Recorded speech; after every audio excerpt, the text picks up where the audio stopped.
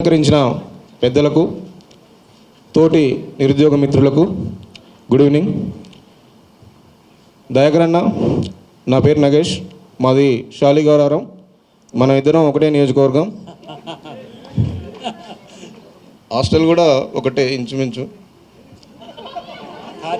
Kachiguda hostel.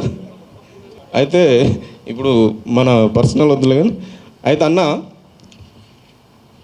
ఈ government మార్పులో నిరుద్యోగుల పాత్ర ఎనలేనిది, దీన్ని ఎవరు కాదనలేరు. మీరు చెప్పారు, గౌరవ సీఎం గారు చెప్పారు, ఎవరు మాట్లాడినా నిరుద్యోగులు లేకపోతే ఈరోజు కాంగ్రెస్ గవర్నమెంట్ తీసుకొని 99లో వచ్చిన 108 జీవో వల్ల మాకు అన్యాయం జరుగుతుంది. దానికన్నా ముందు ఉన్న 505 జీవో 50-50 ఉండేది. 50% డైరెక్ట్ రిక్రూట్మెంట్, 50% ప్రమోషన్లు ఇచ్చేది. ఈ మధ్యన కేవీఎస్ కొత్తగా రిక్రూట్మెంట్ గైడ్లైన్స్ తీసుకొచ్చింది.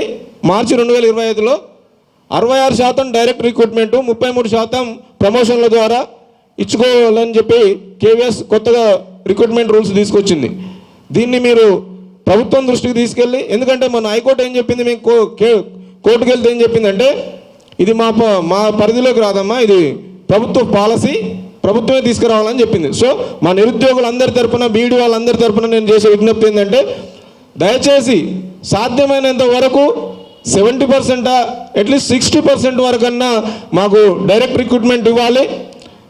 ఇంకోటన్నా, మోడల్ స్కూల్లో వచ్చిన కాంచి ఇంతవరకు మళ్ళీ రిక్రూట్మెంట్ జరగలేదు.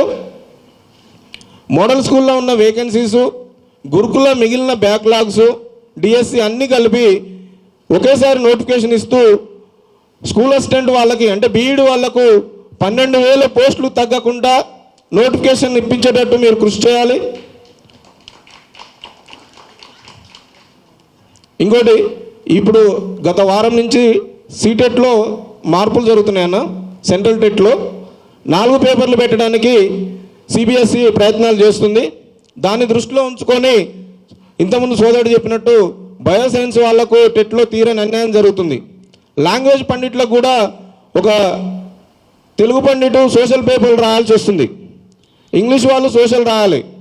సో ఎవరికి ఏపీలో పెట్టినట్టు ఏ పేపర్ వాళ్ళకు లాంగ్వేజ్ పేపర్లు ప్లస్ ఎవరి సబ్జెక్టు వాళ్ళకు పెడుతూ గవర్నమెంట్ విధానపరమైన మార్పులు తీసుకురావాలని కోరుతూ ఈ అవకాశం ఇచ్చినందుకు ధన్యవాదాలు.